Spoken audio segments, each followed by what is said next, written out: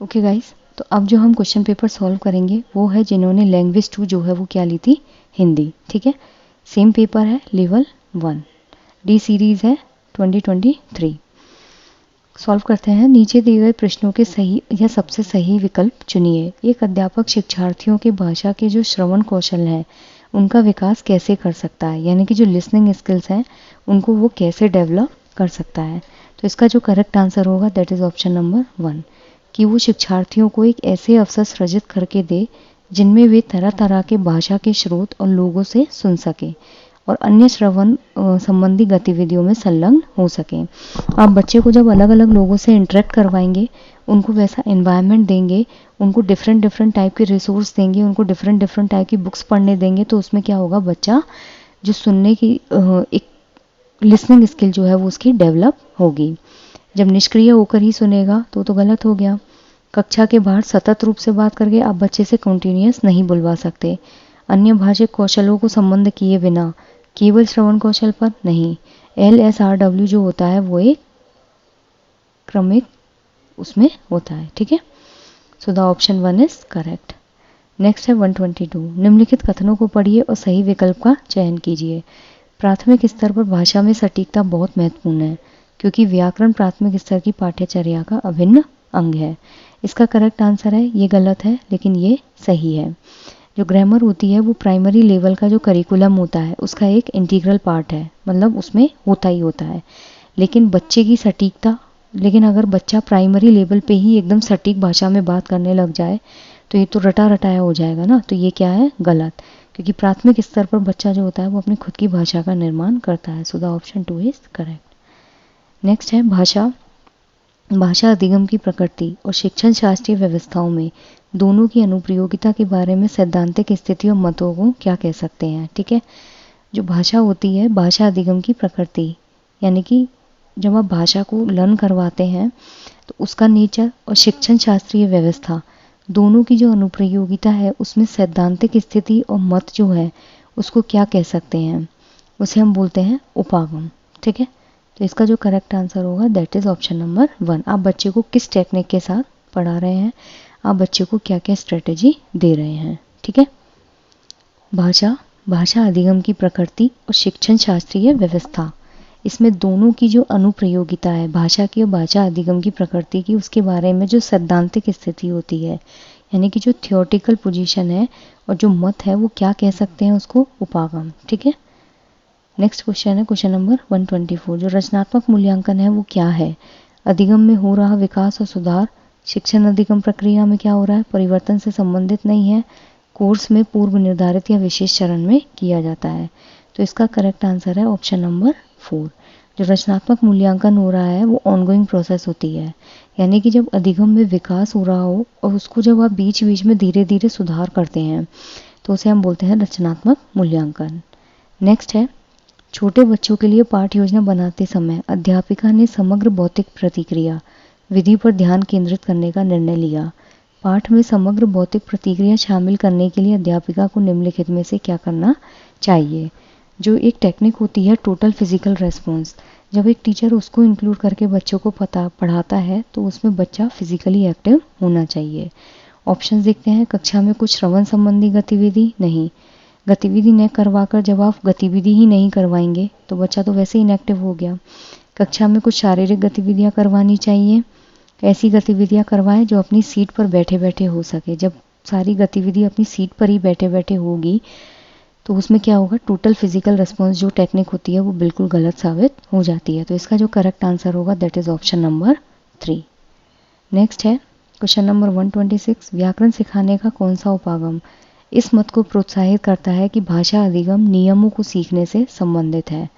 ठीक है, इसका करेक्ट आंसर होगा निगमनात्मक, जहाँ पे नियम से उदाहरण की तरफ जाया जाता है। ठीक है, अगर आपको बच्चों को ग्रामर सिखानी है तो पहले उसके नियम बताइए और फिर उसके बाद हम उदाहरण की तरफ मूव करते हैं। ठीक है, ये क्या है, व्याकरण सीखने का उपागम, एक तरीका।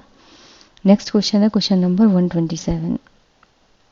एक अध्यापक कक्षा 5 के शिक्षार्थियों को मुक्त लेखन कार्य करने की योजना देना बना रहा है।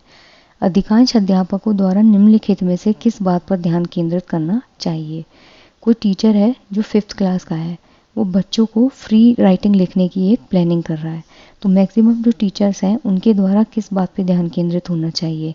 आप बच्चे की फ्लुएंसी पर ध्यान देंगे, आप बच्चे की राइटिंग पे ध्यान देंगे, आप विषय जो सब्जेक्ट है उसके कितना क्लोज उसने लिखा है उस पर ध्यान देंगे, या फिर कितना फ्लुएंसी के साथ उसने उस कंटेंट को लिखा है? इसका करेक्ट आंसर होगा फ्लुएंसी, कि बच्चा कितनी फ्लुएंसी के साथ उस टॉपिक को लिख पा रहा है। जैसे लेट सपोज आपने बच्चे को बोला कि फूड के ऊपर लिखो, ठीक है, तो बच्चा खाने के ऊपर जो लिखना स्टार्ट करेगा ना, तो वो रियल लाइफ से उसको अपने को कनेक्ट करेगा और उस चीज़ में वो बहुत आराम से उस पर लिखेगा। तो आपको उस बच्चे का फ्लुएंसी देखनी है, ठीक है। नेक्स्ट क्वेश्चन है, टॉप डाउन से आशय है, समग्र अर्थ पर ध्यान देना, अधोमुखी से क्या आशय है? जो टॉप डाउन होता है, टॉप डाउन अप्रोच मैंने अभी आपको बताई थी, जिसमें पहले वाक्य, फिर शब्द, फिर अक्षर और फिर स्वर। और जो बॉटम अप अप्रोच है उसका मतलब क्या है? पाठ्य वस्तु के शब्द और वाक्यों पर ध्यान देना, लघु उत्तरीय प्रश्न, पाठ्य वस्तु और अमूर्त विचारों पर ध्यान और पाठन पूर्व पर ध्यान देना। तो इसका जो करेक्ट आंसर होगा दैट इज ऑप्शन नंबर 1। जो पाठ्य वस्तु होती है उसके जो शब्द हैं और जो वाक्य हैं उन पर ध्यान देना, ठीक है। टॉप डाउन मतलब ऊपर से नीचे, सेंटेंस से स्वर, उसमें हम समग्र अर्थ पर ध्यान देते हैं। और जो बॉटम अप अप्रोच होती है जिसमें आप स्वर से कहाँ जाते हैं वाक्य तक, उसमें हम शब्दों और वाक्यों पर ध्यान देते हैं, ठीक है। तो इसका ऑप्शन 1 करेक्ट आंसर है। नेक्स्ट है 129, भाषा अध्यापक जो होता है उसका प्राथमिक दायित्व क्या होना चाहिए? तो जो भाषा अध्यापक है शिक्षार्थियों के विभिन्न वर्ग समूह बनाएगा, शिक्षार्थियों को निर्देश देगा, शिक्षार्थी की संप्रेषणात्मक आवश्यकताओं की पहचान करेगा, शिक्षण के लिए उपयुक्त विषय वस्तु जो है उसका चयन करेगा। तो इसका जो करेक्ट आंसर होगा दैट इज बच्चे का जो कम्युनिकेशन नीड होगी उसके बारे में पहचान करना।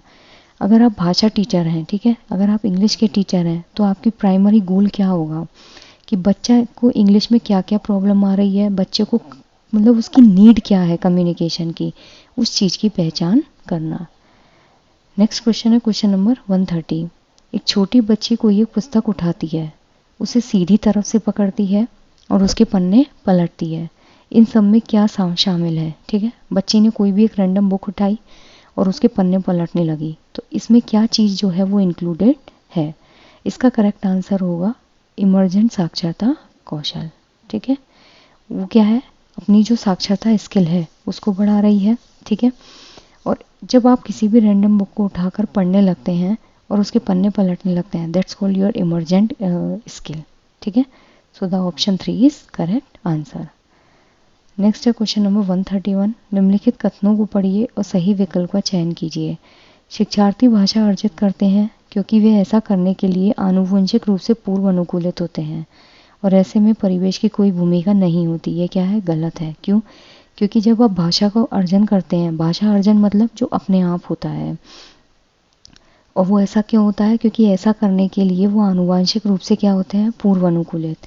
बच्चे आप जब घर में पैदा होते हैं तो पेरेंट्स अगर हिंदी में बात कर रहे हो तो ये इनहेरिट होता है कि वो आपके अंदर अंदर आएगा, आप भी क्या करेंगे? हिंदी में बात करेंगे। लेकिन एनवायरनमेंट का कोई रोल ना हो, ये चीज़ गलत है। भाषा अर्जन में शिक्षार्थी केंद्रित कक्षाई परिवेश का बहुत गहरा प्रभाव पड़ता है, ये बात बिल्कुल सही है। तो ए सही है लेकिन आर गलत है। So the option 1 is correct answer. Sorry, A गलत है, आर सही है। तो इसका जो करेक्ट आंसर होगा दैट इज ऑप्शन नंबर 2।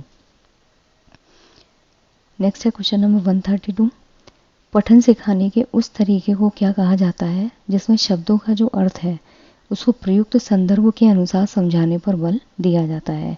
ठीक है, मतलब पढ़ना अगर सिखाना है तो वो कौन सा तरीका होगा जिसमें शब्दों का जो अर्थ होता है उसको कॉन्टेक्स्ट जो होता है उससे रिलेट करके समझाने पर बल दिया जाता है।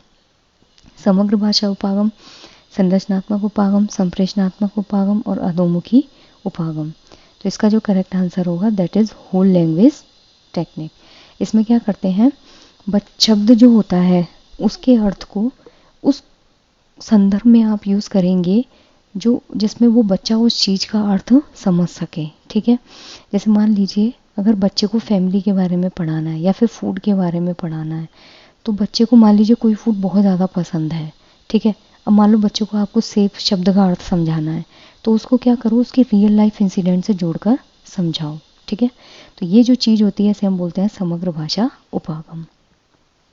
नेक्स्ट है क्वेश्चन नंबर 133। भाषा के बारे में चिंतन करने और बात करने की योग्यता को क्या कहेंगे? उद्गामी साक्षरता, विचार विमर्श योग्यता, ध्वन्यात्मक जागरूकता और निपुण वक्ता। तो इसका जो करेक्ट आंसर होगा दैट इज विचार विमर्श योग्यता। ठीक है, जब आप किसी की भी लैंग्वेज के बारे में चिंतन करते हैं, मतलब उस लैंग्वेज के बारे में आप सोचते हैं। लेट्स सपोज आपको टर्किश लैंग्वेज सीखनी है, तो आप क्या करेंगे, उस लैंग्वेज के बारे में पहले सोचेंगे, उसको थिंक करेंगे, और फिर जो बात करने की योग्यता होती है, मतलब धीरे धीरे चीज़ें सीख के आप उसमें क्या करना स्टार्ट करेंगे, कम्युनिकेशन, उसे हम बोलते हैं विचार विमर्श योग्यता। तो इसका जो करेक्ट आंसर होगा that is option number 2। Next है, एक माँ ने कक्षा 2 की जो अध्यापिका है उससे पूछा कि मैंने इस बात पर ध्यान दिया है कि मेरी बच्ची कभी कभी ऐसे शब्द बोल जाती है जो उसने कभी अपने वयस्क या भाई बहनों से नहीं सुने, यह कैसे संभव है? इस प्रश्न में सबसे उपयुक्त उत्तर क्या है? बच्चे भाषा तभी सीखते हैं जब हम बच्चे के भाषाई विकास पर पुनर्वलन देते हैं। रचनावादी उपागम के अनुसार बच्चे नई भाषाएं आविष्कार करते हैं। बच्चे भाषा केवल अपने वयस्कों के अनुसरण से ही सीखते हैं। मनुष्य का मस्तिष्क भाषा सीखने के लिए सहज रूप से अनुकूलित है। ठीक है, तो इसका जो करेक्ट आंसर होगा दैट इज ऑप्शन नंबर 4। क्यों?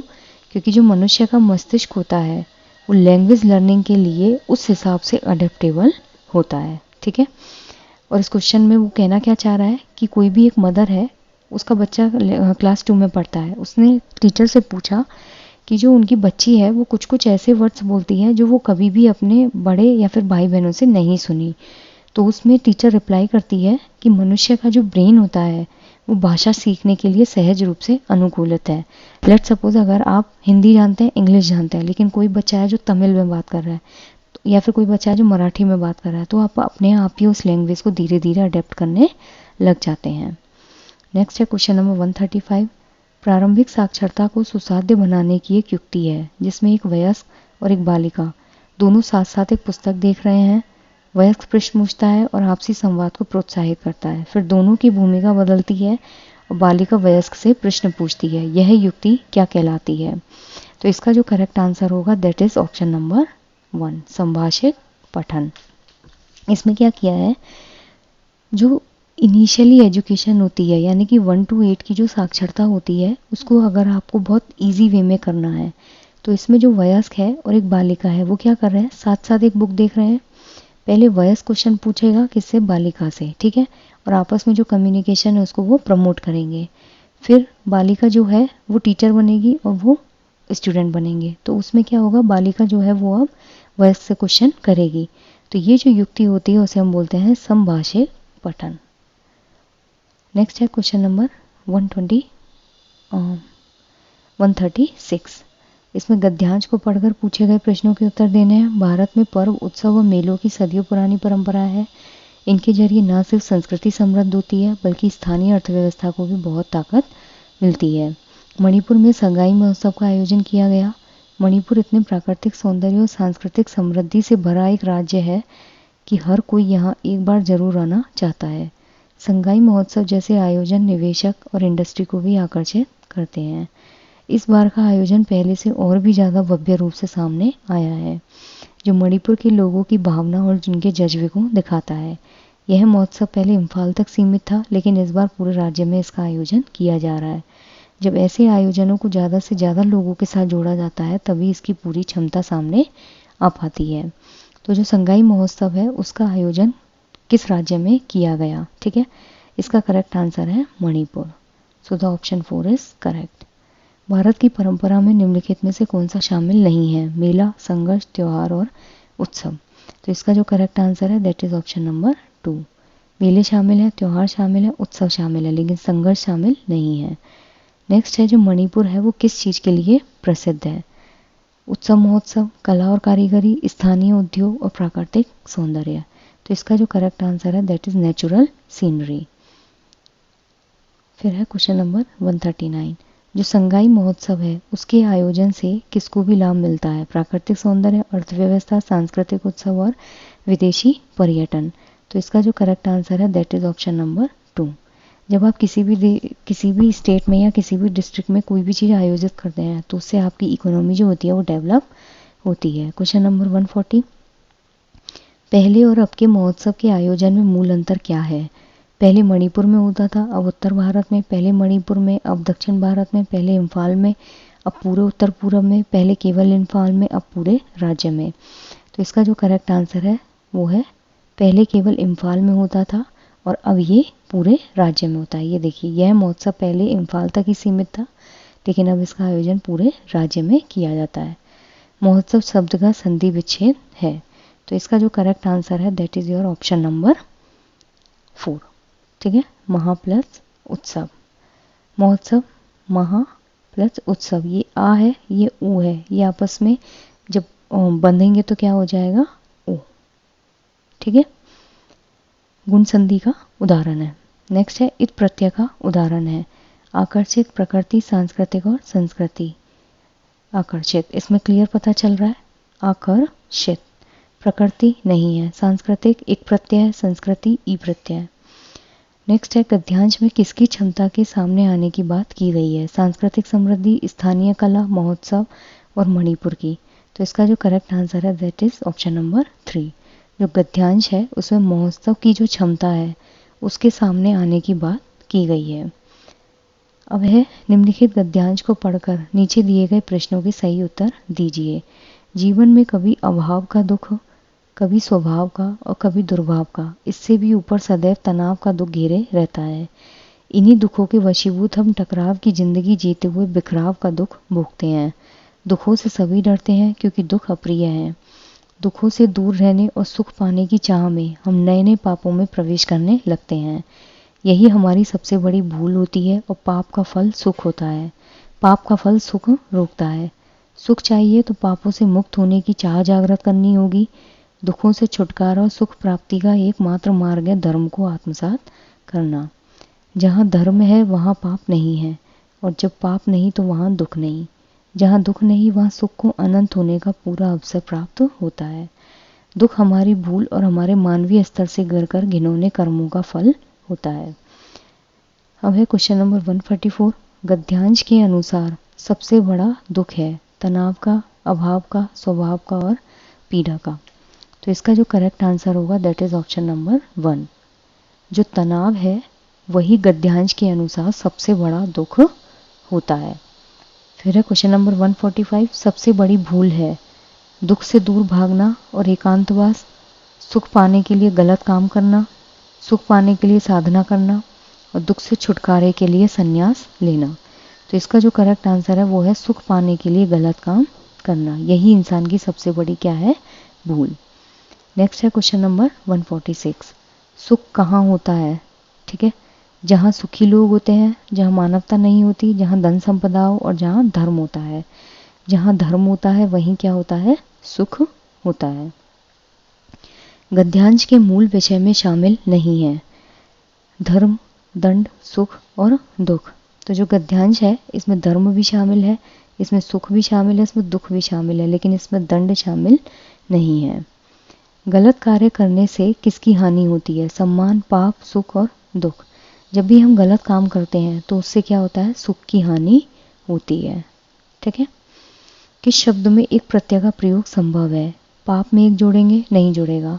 धर्म में एक जोड़ेंगे, धार्मिक। सुख में एक, नहीं जुड़ेगा। दुख में एक, नहीं जुड़ेगा। तो इसका जो करेक्ट आंसर है that is option number 2। Next है समूह से भिन्न शब्द है पापी, धर्म, सुख और दुख। ठीक है, तो इसका जो करेक्ट आंसर है वो है पापी, क्योंकि पापी शब्द जो वो है वो क्या है, विशेषण। पापी इंसान, ये क्या कर रहा है, इंसान की विशेषता बता रहा है। तो पापी विशेषण हुआ। धर्म का भाव होता है, सुख का भाव होता है और दुख का भाव होता है। ये क्या है, भाववाचक संज्ञा, जबकि ये क्या है, विशेषण। तो ये सबसे अलग होगा। आई जस्ट होप कि आपको ये क्वेश्चंस क्लियर हुए हों। अगर कोई भी डाउट हो तो कमेंट सेक्शन में पूछिए। Thank you.